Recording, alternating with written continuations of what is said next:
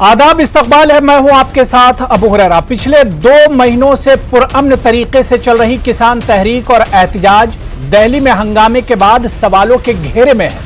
खुद किसान तंजीमें आपस में एक दूसरे पर इल्जाम लगा रही हैं। लाल किले पर हुए हंगामे पर सरकार और इंतजामिया का रुख भी अब सख्त है। दिल्ली हंगामे ने कई सवाल खड़े कर दिए हैं। सरकार को किसानों पर हमला करने का मौका मिल गया है। अब सवाल यही उठता है कि आखिर किसान तहरीक का अब क्या होगा? क्या यह तहरीक बिखर जाएगी या यूं ही चलती रहेगी? क्या किसान आपस में ही बढ़ जाएंगे? और सबसे अहम सवाल यह कि जिस मकसद के लिए यह तहरीक शुरू हुई थी, जिस मकसद के लिए किसान आंदोलन शुरू हुआ था, इस मकसद का क्या होगा? और सरकार जो किसानों के लिए कानून लेकर आई थी, जिसके लिए यह लड़ाई शुरू हुई थी, अब उस लड़ाई का आखिर क्या होगा?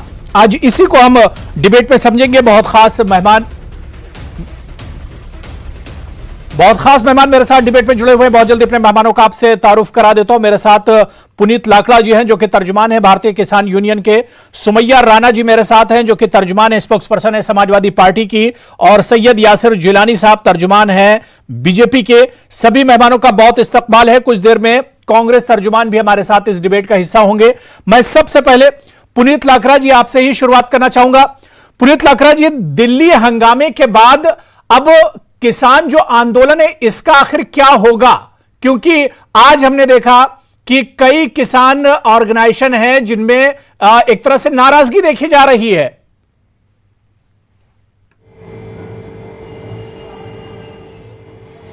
देखिए अबू जी, सबसे पहले बात तो मैं ये बता रहा हूं कि कल जो घटना हुई है जी, वो बिल्कुल निंदनीय है। उसकी सरकार के पास तमाम एजेंसियां हैं, वीडियो है। उन लोगों को हमने भी कुछ को चिन्हित किया है। सरकार भी उनको पहचाने और उन पे सख्त कार्रवाई करे। दूसरी बात, जिन संगठनों का आपने अभी जिक्र किया कि संगठनों में फूट पड़ी है और वो पीछे हट रहे हैं, तो मैं आपको स्पष्ट कर दूं कि वो दोनों ही संगठन संयुक्त किसान मोर्चा के न सदस्य हैं, न इनके मंच साझा करते हैं और न इनकी बैठकों में शामिल होते हैं। तो संयुक्त किसान मोर्चे का धरना जो है आगे भी इसी प्रकार जारी रहेगा। हमारा धरना पहले भी शांतिपूर्ण था, आगे भी शांतिपूर्ण रहेगा। और इन असामाजिक तत्वों की पहचान सरकार की एजेंसियां करें और इन पर सख्त कार्रवाई करें। नहीं, लेकिन आपको नहीं लग रहा है कि दिल्ली हंगामे से पहले जो सूरत हाल थी इस तहरीक की, इस आंदोलन की, दिल्ली हंगामे के बाद अब क्या इसमें फर्क नहीं पड़ेगा लाकड़ा जी? देखिए, निश्चित तौर पे इस तरह की जब साजिशें होती हैं तो आंदोलन पर असर आता है, बिल्कुल आता है। लेकिन ये जांच करनी चाहिए कि जल्द से जल्द इन लोगों को, अब जैसे एक नाम दीप सिद्धू तमाम चैनलों पर आ रहा है, हम लोगों को भी मालूम चला है कि वो एक भारतीय जनता पार्टी के एक सांसद के बहुत नजदीकी है। उनको तुरंत गिरफ्तार करके ये मालूम करना चाहिए कि उनको दिशा निर्देश कहां से मिलते हैं। उनका फोन जब्त किया जाना चाहिए। उन्होंने पिछले 3 दिनों में किस किस से बात की है, कहां से उन्होंने वो ये योजनाएं बनाई हैं। और जो समय जो है किसान परेड का, जो 10 बजे तय किया गया था, किस तरह से वो किसके साथ मिलकर वो 7 बजे ही वो नाका तोड़कर वो आगे निकल गए। उस वक्त क्या पुलिस ने उनको नहीं रोका? ये इन सब बातों का खुलासा होना चाहिए कि किस तरह से उनको शय दी गई या किसी के इशारे पे किया गया। ये सब बातें बिल्कुल सामने आनी चाहिए। देश की जनता को तमाम सवालों की जांच पड़ताल चल रही है। दिल्ली पुलिस भी अब पूरे तौर से एक्शन में है और इस पर जांच पड़ताल लाकड़ा जी की जा रही है कि आखिर इसके लिए कसूरवार किसे ठहराया जाए, इसके लिए जिम्मेदार किसे ठहराया जाए। इस पर चर्चा लगातार चल रही है, इस पर लगातार मीटिंगों का सिलसिला भी चल रहा है। मेरे साथ एक और खास मेहमान संजय चौकर जी, जो कि तर्जुमान है कांग्रेस के, वो भी डिबेट में जुड़ चुके हैं। संजय चौकर जी, आपका भी बहुत इस्तकबाल है न्यूज 18 उर्दू में। मैं सुमैया राणा साहिबा आपके पास आना चाहूंगा। सुमैया जी, क्या लगता है कि किसान तहरीक जिस मकसद के लिए शुरू हुई थी, यह आंदोलन, इतना बड़ा आंदोलन जो पिछले 2 महीने से चल रहा था, क्या दिल्ली में जो हंगामा हुआ कल, जो कुछ सिर्फ हिंदुस्तान ने नहीं पूरी दुनिया ने देखा, उस हंगामे के बाद इस तहरीक पर अब वाकई में मनफी असर पड़ा है, निगेटिव असर पड़ा है?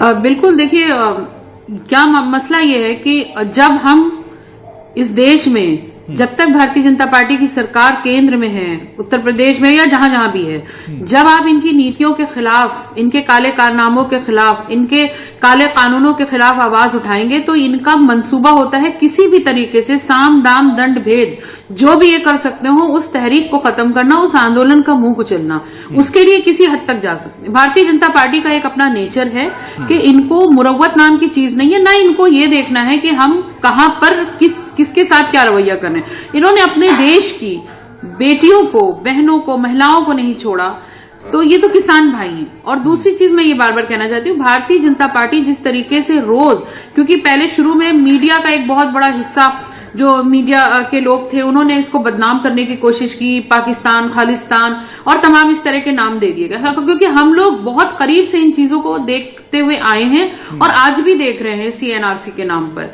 तो ये हर वक्त जो है किसी चीज को गलत रुख देने पे है, अपनी नाकामियों को छुपाने के लिए भारतीय जनता पार्टी हमेशा इसको एक अलग और गलत रुख देने पर लगी रहती है। लेकिन मैं बताना चाहूंगी कि जिस तरीके से पिछले दिनों किसानों का जो आंदोलन हो रहा है उसमें किसानों की जो डेथ हो रही है, जो उनका जो मृत्यु हो रही है, उस पर सरकार को बिल्कुल भी कोई अफसोस नहीं है, उस पर कोई इन्होंने चिंतन नहीं किया और बल्कि उनको जो है वो उपद्रवी कह करके मीडिया वाले मुखातिब कर रहे हैं। बड़े अफसोस की बात है। और जो अभी उन्होंने बताया किसान यूनियन के जो नेता हैं कि उसमें एक बंदा मिला है जो सिंधु करके नाम है उसका और वो बीजेपी का करीबी माना जाता है। तो अब यहां पर प्रश्न बहुत बड़ा उठता है कि ये तहरीक को, आंदोलन को खत्म करने के लिए ये भारतीय जनता पार्टी की तरफ से भेजे हुए ये मवाली हो सकते हैं जो खत्म करेंगे, जैसा हम पिछले साल इस पर यासिर जिलानी साहब से जवाब देंगे, लेकिन मैं उससे पहले कांग्रेस से भी रिएक्शन ले लेता हूं।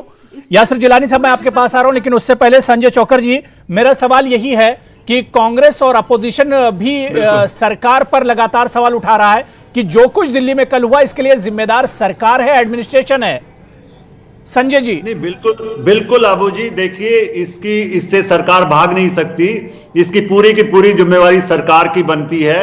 और जो भी कल हुआ बिल्कुल गलत हुआ, हिंसा का कोई स्थान नहीं है डेमोक्रेसी में। आप जो भी हुआ कल बहुत गलत हुआ और कांग्रेस पार्टी का तो अपना स्टैंड है कि कोई भी इस तरह की हिंसा और इस तरह के आंदोलन को हम सपोर्ट नहीं करते। हम शांतिपूर्ण जो आंदोलन था उसको सपोर्ट हमने किया था।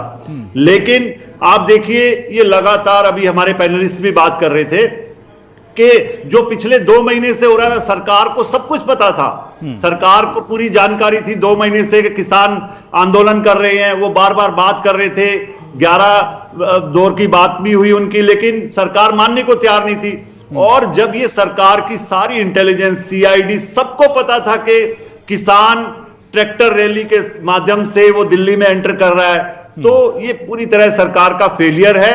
और ये पहली बार नहीं हुआ है। जब आप देखेंगे, जब ट्रंप इंडिया में आया था, अहमदाबाद में प्रोग्राम था, तब भी दिल्ली में इसी तरह की तोड़फोड़, इसी तरह की घटनाएं हुई थी। ये दूसरी बार मुझे लगता है सरकार का फेलियर है पिछले 1 साल में। और आप देखेंगे कि अमित शाह जो बड़ी बड़ी बातें करता है, बड़ी बड़ी कहानियां लोगों को, दूसरी पार्टी के लोगों को सिखाता है, मुझे लगता है ये सरकार का और अमित शाह को बर्खास्त कर देना चाहिए सरकार को। जिस तरीके की घटना, जिस तरीके से लाल किले मैं अब तीनों लोगों का रिएक्शन ले लेता हूं। यासिर जिलानी साहब, यासिर जिलानी साहब इसका जवाब देंगे। यासिर जिलानी साहब, क्या वाकई में जो कुछ दिल्ली में कल हुआ, जो एहतिजाजी किसान थे लाल किले तक पहुंच गए, तिरंगे की बेहुरमती की गई, क्या आपको लगता है कि वाकई में सरकार की नाकामी है सीधे सीधे? देखिए अबू हुरैरा जी, मैं लास्ट में आपने मौका दिया है तो थोड़ा 30 सेकंड ज्यादा दे दीजिएगा, क्योंकि 3 लोगों ने बात रखी है, तीनों के बात का मैं जवाब देना चाहता हूँ। आज बिल्कुल ठीक है। निशब्द एक जो हमारा शब्द होता है वो कल एक माहौल था। कल का माहौल ऐसा था कि लोकतंत्र पे जो काला धब्बा लगा है, सदियों तक भारत के लोग और दुनिया के लोग इसको याद करेंगे। या ये समझ लीजिए कि हमारा जो राष्ट्र धरोहर है लाल किला, उसके ऊपर एक पंथ ने अपना झंडा लगाया और तिरंगे को उतार फेंकते हुए दिखाया गया इलेक्ट्रॉनिक्स मीडिया के माध्यम से। और ये राष्ट्रद्रोह करने वाले लोग कल दिखाई दिए जो भारत से प्यार नहीं करते हैं। और यहाँ बैठ के हमारे पैनलिस्ट उनकी पैरवी कर रहे हैं। मतलब आप राजनीति में गिरिए, राजनीति में आपको गिरने की एक लिमिट है, गिरिए, जितना गिरना है गिरिए, भारत के लोग देख रहे हैं। लेकिन जब राष्ट्र की अस्मिता और अखंडता पे बात आ जाए तो उस वक्त आपको, अब देखिए, अगर ये बिल्कुल जो कुछ कल लाल किले पर हुआ इससे पूरे मुल्क का सर शर्म से झुक जाता है। मैं यासिर जिलानी साहब आपको रोकना चाहूंगा। किसानों की प्रेस कॉन्फ्रेंस इस वक्त लाइव चल रही है, राजतौर से आ रही है, हम सीधे वहीं पर लिए चलते हैं, लौट कर आते हैं डिबेट में। लाल किला पे भेजा, किसी को आईटीओ पे भेजा, लोग वहां गए, उन्होंने वहां जाके जो कुछ किया वो सारे देश के सामने है। अब तो जो सारे देश के सामने जो उनकी मिली भगत की तस्वीरें हैं, दीप सिद्धू जो आरएसएस के हैं और वो अमित शाह मोदी के खास एजेंट हैं, उन्होंने वहां जाके ये सारा कार्य किया। और कमाल ये हुई कि 26 जनवरी का दिन हो, देश का एक अहम स्थान हो लाल किला, वहां पे जो पुलिस चौकी थी, जब ये लोग वहां गए तो सारे पुलिस वाले चौकी छोड़ के चले गए और 4 घंटे तक उनको अपना कार्य करने दिया। और उन्होंने हमारा जो राष्ट्रीय ध्वज है उसको उतार के उसके बराबर एक और धार्मिक झंडा फहराया और उसके बाद वो आराम से वहां से गए, या जो थे तो पुलिस ने उनको किसी को कुछ नहीं कहा। दीप सिद्धू हमारे नेशनल फ्लैग के नीचे एक तरह से टहलते नजर आए। वो सारा मीडिया में सब कुछ है। इससे सारे देश की भावनाएं आहत हुई हैं। हम भी इस देश के वासी हैं, हमारी भी भावनाएं आहत हुई हैं। लेकिन क्योंकि इस आंदोलन की शुरुआत, तो किसान नेताओं की इस वक्त प्रेस कॉन्फ्रेंस चल रही है। कल जो कुछ दिल्ली में हुआ हंगामे की वजह क्या थी, उस पर तमाम बातें हो रही हैं, क्योंकि इंतजामिया और पुलिस की तरफ से भी काफी सख्ती की जा रही है। मैं यासिर जिलानी साहब आपके पास ही आना चाहूंगा। किसान नेताओं को आपने सुना और सीधे सीधे सवाल उठाया जा रहा है दीप सिद्धू पर, जो कल लाल किले पर मौजूद थे और उनकी फोटो वजीर आजम नरेंद्र मोदी और अमित शाह जी के साथ सोशल मीडिया पर वायरल हो रही है और उसी पर किसान नेता भी सवाल खड़ा कर रहे हैं। यासिर जिलानी साहब, देखिए, किसी भी दंगाई पे आप सवाल, देखिए अबू हुरैरा साहब, किसी दंगाई और ऐरे गैरे पे आप सवाल करेंगे तो उसका जवाब नहीं दिया जा सकता। कौन है ये मुझे नहीं मालूम और किसका क्या कनेक्शन है, ये विवेचना का मैटर है और पुलिस ने एफआईआर दर्ज करके विवेचना कर रही है। और जितने लोग हैं, कहां है हरनाम सिंह चढ़ूनी, कहां है योगेंद्र यादव जो कहता था बक्कल उखाड़ लेंगे, वो कहां है जो लोगों को भड़का के कह रहा था कि हम बैरियर को तोड़ देंगे, योगेंद्र यादव, वो क्यों छुपा बैठा हुआ है इस वक्त? आप समझ सकते हैं कि हमारी दिल्ली को 2 बार अब तक रौंदा गया है। हमारी दिल्ली को कल वो 255 माओं को सोचिए जिनके बच्चे कल लाल किले में फंसे थे, जिनके माओं की चीखें आप तक भी पहुंची होंगी, जो 3 घंटे उनके हालात हुए हैं, उनसे कोई पता करे। उन पुलिस वालों को, उन जाबाज पुलिस वालों को नमन करता हूं जिन्होंने अपने संविधान की रक्षा करते हुए कम से कम उन माओं का एहसास है जिनके बच्चे फंसे थे। लेकिन हजारों की तादाद में जो किसान 2 महीने से इस सर्दी में लगातार प्रोटेस्ट और एहतजाज कर रहे हैं, उसका एहसास भी यासिर जिलानी साहब होना चाहिए, सरकार को उसका एहसास होना चाहिए। और शायद अगर सरकार इस पर कोई मुस्बत कदम उठाती, कोई ठोस कदम उठाती, तो शायद ये नौबत नहीं आती। मैं पुनीत लाकरा जी आपके पास आना चाहूंगा। पुनीत लाकरा जी, क्या जो मेरा सवाल शुरू में था, क्या जो आंदोलन चल रहा है, इस आंदोलन में अब इसी तरह से किसान डटे रहेंगे? कुछ किसान तो छोड़कर चले गए हैं, चिल्ला बॉर्डर से कई किसान जा चुके हैं, तो ऐसे में सवाल यही उठ रहा है, क्या वही मजबूती रहेगी किसानों में जो इस हंगामे से पहले थी? देखिए, संयुक्त किसान मोर्चा पहले भी, देखिए आप 62 दिन का जिक्र करते हैं, आप ये देखिए कि 62 दिन में एक पत्ता तक नहीं तोड़ा गया। और आखिर जिस दिन ट्रैक्टर परेड यात्रा निकलनी थी, उस दिन कैसे ये सब हुआ? वो शांतमय एक आंदोलन किस तरह से उसका एक रूप बदला गया, किस तरह उसमें लोग शामिल कराए गए, इसी की बात तो संयुक्त किसान मोर्चा ने अपनी बात में कही है। और मैं हमारे साथी हमारे जो पूछ रहे थे कि दीप सिद्धू को मैं नहीं जानता हूं, तो मैं बता देता हूं, हमने भी खोजबीन की है तो हमें पता लगा है गुरदासपुर के भाजपा सांसद सनी देओल के राजनीतिक सहयोगी हैं। उनका पूरा प्रचार की कमान इन्होंने संभाली 2019 के चुनाव में, और वो इनके साथी हैं और उनके साथ वो प्रधानमंत्री तक कार्यालय तक जाते हैं, सांसद के सहयोगी हैं इसमें। ये ठीक है, आप अपनी को रिप्रेजेंट कर रहे हैं, आप वहां बैठकर कह सकते हैं, आप वहां बैठकर कह सकते हैं, लेकिन पंजाब में तो एक कहानी इनकी आम है। एक वामपंथी पत्रकार है भारत की, उसको देखिए और सुनिए, उसको सुनिए। देखिए, मैं आपकी इस राजनीतिक बहस में नहीं पढ़ना चाहता हूं। आप ये सवाल जो है ये आप राजनीतिक दलों के साथ करें, आपके चेहरे बदल जाते हैं, आपके नीतियां आपकी वही रहती है। अरे जो सामने है रिपोर्ट, अरे ये तो पंजाब में बच्चा जानता है इनको। ये एक टीवी ये तो एक फिल्मकार है, एक फिल्मकार का सहयोगी है, पूरे प्रचार में उनके साथ रहा है, तमाम तरह की वीडियो हैं।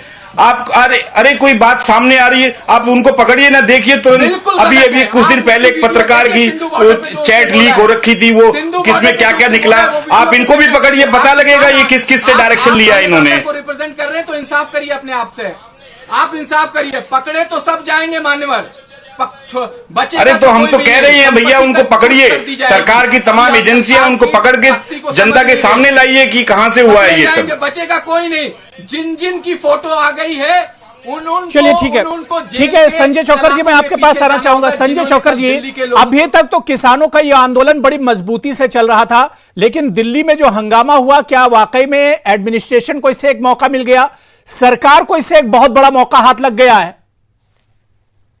जानबूझ के मौका अपने हाथ में लिया है, जैसा अभी हमारे साथी पैनलिस्ट बता रहे थे कि ये तो प्लांटेड था।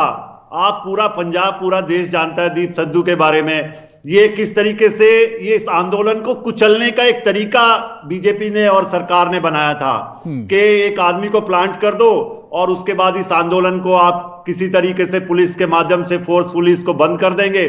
तो मुझे लगता है ये पूरा सुनियोजित और पूरी तरीके से बनाया हुआ ये एक बड़ी स्कीम थी ताकि किसानों को यहां से उठाया जाए। आप देखिए, किसान पिछले 2 महीने से बैठा हुआ है, किसान अपनी बात शांतिपूर्ण तरीके से रख रहा है। भी बोलिए, उस पे बोलिए, अरे तिरंगा को पैरों के नीचे रौंदा गया, उस पे बोलिए, उसको सुनने में दिक्कत हो रही है। कर लीजिएगा ना, आप राजनीति कर लीजिएगा, ये आपकी जिम्मेवारी बनती है, ये आपकी साफ जिम्मेवारी सुनाई बनती दे रहा है है कि दिल्ली में जो घटना हुई, इंटेलिजेंस सीआईडी की हमारी जिम्मेवारी बनती है, इसीलिए हमारे जवानों ने अपने संविधान की रक्षा करते हुए एक डंडा भी नहीं चलाया। ये है सरकार की रणनीति, ये जिम्मेवारी बनती थी सरकार की। आप वीडियो देखिए, आपको इसका मतलब इंसानियत से कोई लेना देना नहीं है, इंसानियत के नजरिए से आप देखते नहीं है किस तरीके से पुलिस वालों ने 50-50 फीट के गड्ढे पे कूद के जान बचाई है, ये आपने देखा नहीं। महिला कांस्टेबल को पीटा गया, महिला ऑफिसर को पीटा गया है, महिला पत्रकारों के साथ बेइज्जती करी गई है, उनको छेड़छाड़ उनके साथ हुई है। आप उसके बाद भी आप उनकी तरफ बात कर रहे हैं, कमाल करते हैं। अरे आप बहस आप डेली कर लीजिएगा, लेकिन कम से कम आज राजनीति मत करिए। मैं आपसे हाथ जोड़ के रिक्वेस्ट कर रहा हूँ, बोलिए कि जब आपका नंबर हाथ जोड़ के रिक्वेस्ट कर रहा हूँ कि आप आज राजनीति मत करिए। महिला पत्रकारों को मारा है। ठीक है, यासिर जिलानी जी सुन लीजिए, यासिर जिलानी जी संजय जी को सुन लीजिए, उसके बाद मैं आ रहा हूँ आपके पास भी मैं आ रहा हूँ। महिला पुलिस अफसर, ठीक है यासिर जिलानी सुन लीजिए संजय जी, जल्दी से बात पूरी कर लीजिए। जब किसान जब मर रहे थे तब आपने उनकी बात नहीं सुनी, आज आपको पुलिस की बात नजर आ रही है। जब किसान आपसे बार बार अनुरोध कर रहा था, जब आपने उनकी बात सुनी, और सकारात्मक सोच के साथ बात करिए। आप अपनी जिम्मेवारी से भाग नहीं सकते। सरकार के आप इस घटना को आप सरकार फेल हुई है, आप अपनी जिम्मेवारी से भाग नहीं सकते। चलिए ठीक है, आपको गुमराह नहीं कर सकते भारत। ठीक है राकेश टिकैत को हम सुन लेते हैं। मैं रोकना चाहूंगा संजय जी, यासिर जिलानी, राकेश टिकैत को सुन लेते हैं जी। ठीक है, मैं आ रहा हूं, दोबारा से आ रहा हूं आप लोगों के पास। कि हाँ, हमारे से गलती हुई है, हम इस आंदोलन को ठीक से हैंडल नहीं कर पाए, ना हम सक्सेसफुल आंदोलन हुआ है इसमें कोई वो नहीं है। और हम आगे भी जो भी प्रोग्राम होगा, उन सभी जो ट्रैक्टर लेकर आए हैं उनका सबका धन्यवाद भी करते हैं कि बहुत दूर दूर से लोग ट्रैक्टर लेकर यहाँ पे आए, उनकी भावनाओं की पूर्ण रूप से कदर करी गई। और आगे जो भी प्रोग्राम होगा वो हम बताते रहेंगे। और अगर कोई घटना घटी है उसके खिलाफ पूर्ण रूप से पुलिस प्रशासन उसमें दोषी रहा है, उनको लाल किले तक जाने का रास्ता मुहैया करा गया है, ये पूरे देश ने देखा है। लाल किले के तिरंगे पे कोई तो राकेश टिकैत जो कि किसान लीडर हैं, वो प्रेस कॉन्फ्रेंस से खिताब कर रहे थे और इस मौके पर उन्होंने पुलिस और एडमिनिस्ट्रेशन को कल के हंगामे के लिए जिम्मेदार ठहराया। इसके अलावा किसानों का शुक्रिया अदा किया जो कल इस पूरे परेड में शामिल थे। मैं सुमैया राणा जी आपके पास आना चाहूंगा, बहुत छोटा सा रिएक्शन। सुमैया राणा जी, कल जो कुछ हुआ जाहिर सी बात है उससे पूरे मुल्क का सर शर्म से झुक जाता है। बड़ा अफसोसनाक हुआ जो हंगामा हुआ, लेकिन सवाल इब्तिदाई तौर पर यही उठता है कि आखिर इस हंगामे की नौबत आई क्यों, इस तरह के हालात बने क्यों?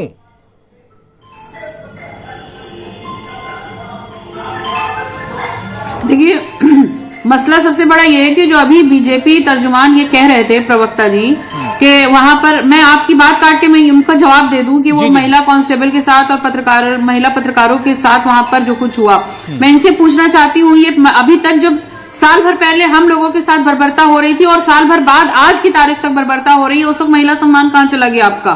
आप मजदूरों का आप अपमान करें, आप महिलाओं का अपमान किया, आपने देश की बेटियों का अपमान किया, अब आप अन्नदाताओं का अपमान कर रहे हैं और उसके बाद आप वहां बैठ करके बड़ी बड़ी डींगे हाँक रहे हैं कि आप वहां महिलाओं के साथ ये सब हुआ। आपको शर्म नहीं आती इस तरह की बात करते हुए? अब मैं आपकी बात करके देना चाहती हूँ कि जो कुछ कल हुआ वो प्री प्लान था। भारतीय जनता पार्टी में अपराधियों को शामिल करना ये एक बहुत कोई नई बात नहीं है। हर थोड़े दिन पे एक नया अपराधी आप देखते होंगे कि वो पहुंच जाता है भारतीय जनता पार्टी में और वहां पे वो अपने पाप से बिल्कुल मुक्त हो जाता है।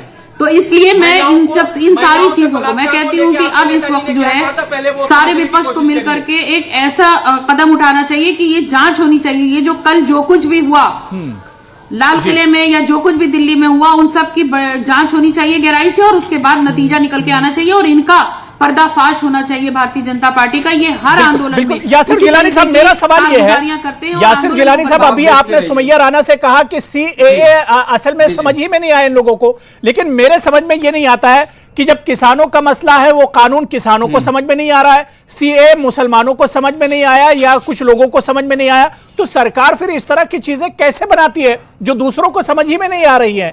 मैं लाकरा जी आपके पास आना चाहूंगा।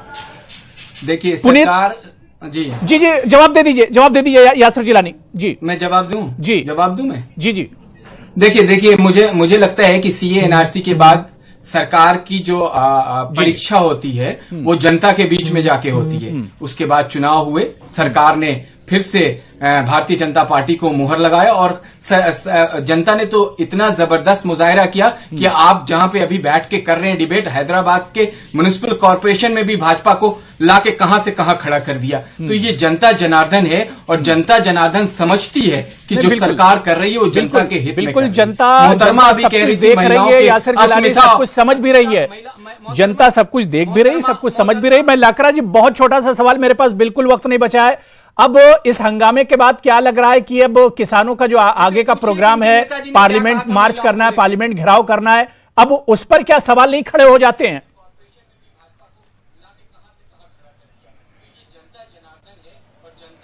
देखिए, साजिशें, सत्ता हमेशा साजिशें करती है, पार्टियां विपक्ष भी साजिशें करती हैं, इनका काम है राजनीति करना।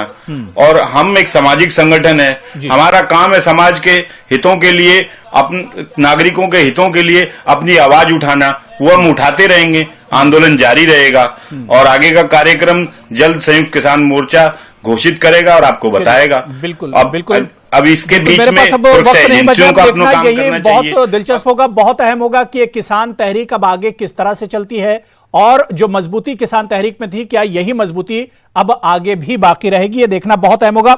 बहुत बहुत शुक्रिया पुनीत लाकरा जी मेरे साथ जुड़ने के लिए, संजय चौकर जी, सुमैया राणा जी और सैयद यासिर जिलानी साहब, सभी का बहुत बहुत शुक्रिया डिबेट में जुड़ने के लिए। आदाब।